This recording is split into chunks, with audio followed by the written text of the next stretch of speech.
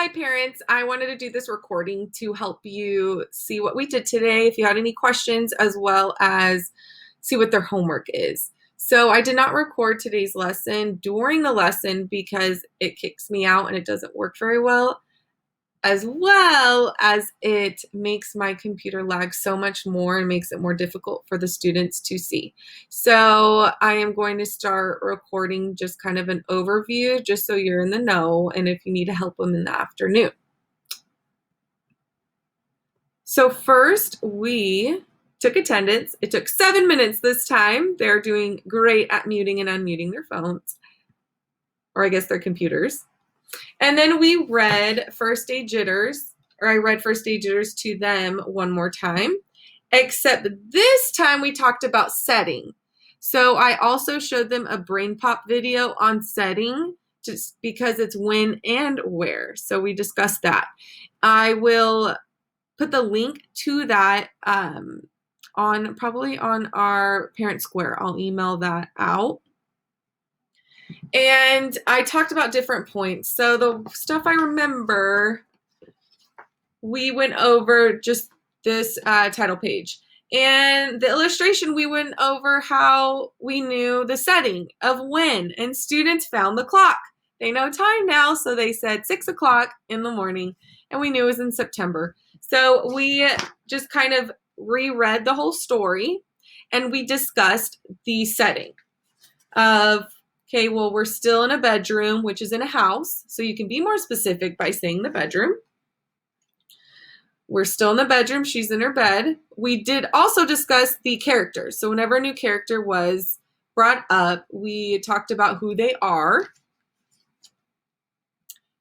We talked about how this setting is in their brains. This is Mr. Hartwell's brain. This is Sarah Hartwell's brain. Still in their brain. Then they're back to reality in the true setting of in the house. And then we just discussed. So I think, talked about how they're in a car is the setting, but they're also in a neighborhood. They brought out and driving on the street. We're outside the school. We're in the hallway inside the school. In the classroom. Yep, and still in the classroom. So we did have a deeper conversation about the story. So I will also send a link on the First Day Jitters of how you can find the story that was read out loud. And then from there, we pulled out their week 2. So last week it was pretty hectic, and so we're still going to pull out some week 1 stuff. So make sure they have their folder. But it's week 2, 3rd grade language arts. And we open to the first page. So I'm not going to keep this on long. If your student needs help with this or needs to copy some of the things I have, please press pause. But we talked about the characters. The setting is when and where. So these are some of the notes. The problem of the story and the solution of the story. Every story is a problem and every story is a solution. So this is our story map, which is also graphic organizer. Just like the emoji T-chart that we used is also graphic organizer. And within a graphic organizer, we don't always have to use complete sentences. So that's why down here, we have a sentence, but then we also have some notes. Okay. Then after we went to the crossword puzzle in the same exact packet. I wouldn't do this really in class, but since this is, virtual, I had to switch things up a little bit. And how we approached each word is I found each of the vocabulary words within First Day Jitters. And then we use context clues to figure out what the definition could be. And then the students wrote in the chat box what number they believe each word was. So I'll just show an example. So on this page, we have trudged. So I read out loud, "My head hurts," she moaned as she trudged into the kitchen. So we use context clues. We talked, the students, were writing in the chat box, some unmuted themselves. And if her head hurts, she's moaning. She's clearly not happy. As we look at the illustration, we know she's not happy because of the story, the pages previously. And so we looked at her options. And they came up with walk slowly. And then we put walk slowly instead of trudge to see if it makes sense. So my head hurts, she moaned as she walked slowly into the kitchen. And they agreed that does make sense. So we did that with every single vocab word, and downstairs is not one. They just put that in to try to throw you off a little bit. So these trudged, fumbled, nonsense, nervous, and chuckled are their vocabulary words for this week. So make sure they finish this. From there, we moved on to their poem. This was started last week, and we didn't have time to finish it. So we're still in week 1, 3rd grade writing. They were supposed to finish filling in the nouns based on the columns. And today we started their biography poem, introducing themselves. And eventually we're going to type this and make it pretty as their first 3rd grade poem. So they just need to fill it out. So their first name and then their last name at the bottom. These 3, they can choose from the first column, people columns. So they're choosing 3 nouns that describe them as a person of who they are. And I put teacher, athlete, and sister, because I am all 3 of those things. The next one is a hater of. So what do they not like? That is going to be the next column. So these are some nouns that they came up with, and hopefully they finished it. And they're going to choose 3 nouns to put on what they don't like. And this is what they finish as homework. So we did this in class, and I told them they need to finish the bottom in homework. So a lover of, so things that they enjoy, things they love. That is going to come from this column. They brainstorm so many ideas. They need to choose 3 to write on that line. Last is the 3 adjectives that describe you. So 3 things that they believe describe themselves, pulled from the people adjective column. And then they just put their last name. So that's what they need to do to complete that biography poem.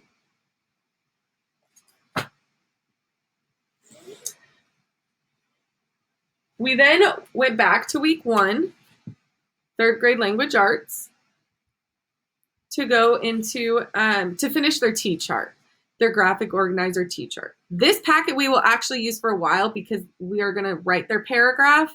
So make sure this stays in their this week folder. But today, all we did was finish the T-chart.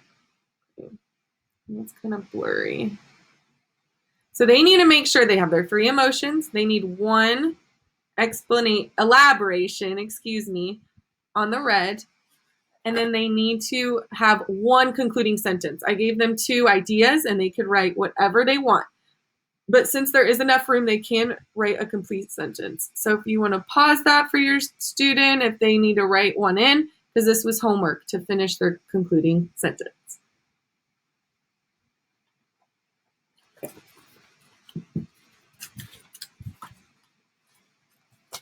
I then showed them a video of Dojo Growth Mindset. It's the first video on YouTube, and I will send you the link for that. And it is just talking about how their brains grow, and that if they don't know something, to keep trying, and they eventually will know. All right. What did we do? Place or math. So this again, we needed to finish from last week, week 1, 3rd grade math. We finished their hundreds chart based off of number 4, 5, 6, 7, 8. So in 4 and 5, we talked about the first row. So row across. So to help them, I always say like row, row, row your boat, like you're going across the river or lake. And a column is straight up and down. So we're on row, row, row your boat. And first we skip counted by twos. We talked about even numbers. And then they told me which ones I needed to color yellow for even. They would say yes or no. And then we talked about odds. We skip counted odd numbers. And they did the same, coloring them in orange. And then we talked about what they notice. And again, pause if they need to write number 6 in. This would be a good time to pause right now so they can do that. But a lot of the students made the connection that the number in the ones place is the number in the ones place all the way down. So in the ones place, there's all zeros, all ones, all twos, all threes, and so on and so forth. We also discussed how the number in the ones place will tell you whether that whole number is even or odd. So this whole column is odd because 1 is odd, all even, all odd because 3 is an odd number, and so on and so forth. And then we colored in the chart. So their homework was to finish coloring this chart of their odd and even numbers. And that's why it's very important we start at 0, because if they don't start at 0, then their chart will not look like mine. Next, we talked about the commutative property of how you can flip the two addends. So 3 plus 6 equals 9, and 6 plus 3 equals 9. I used my whiteboard and I gave them some more addition problems where they would tell me the answer. I would flip them and switch them, and it would still be the same answer. So we talked about that, and we talked about how that's the commutative property. Oh, wrong one. The commutative property, the switcheroo property. So no matter what order you add the numbers, the sum is the same. So that's really important because eventually it's going to take us into multiplication. But this is the commutative property of addition. Then we talked about 0. If you add 600 plus 0, it equals 600. So I used my whiteboard again and gave them like 5 plus 0, and they said 5. 1,000 plus 0 equals 1,000. And that is the identity property, the all about me property. So when you add 0 to any number, the sum is the same. So that's really, really important as well. So they needed to finish this page.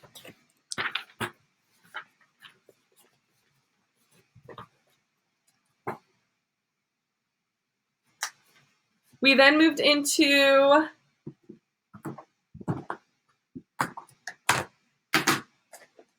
base 10s. So I would give them like 200. Say they had 3 10s.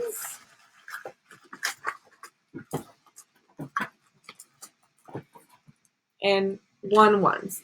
Underneath,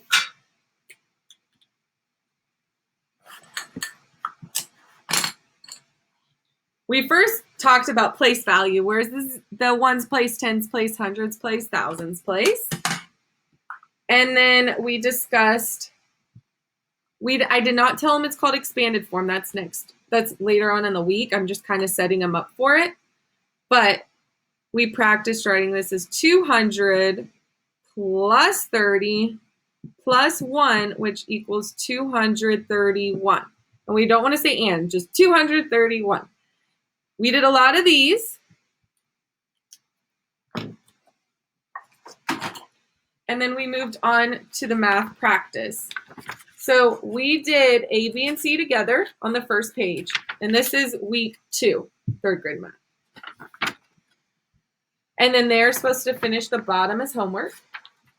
And then we practiced with thousands. And we did the first 3 together, and then the last 3 they have as homework.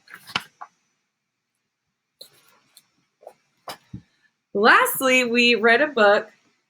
I skipped through because there are a lot of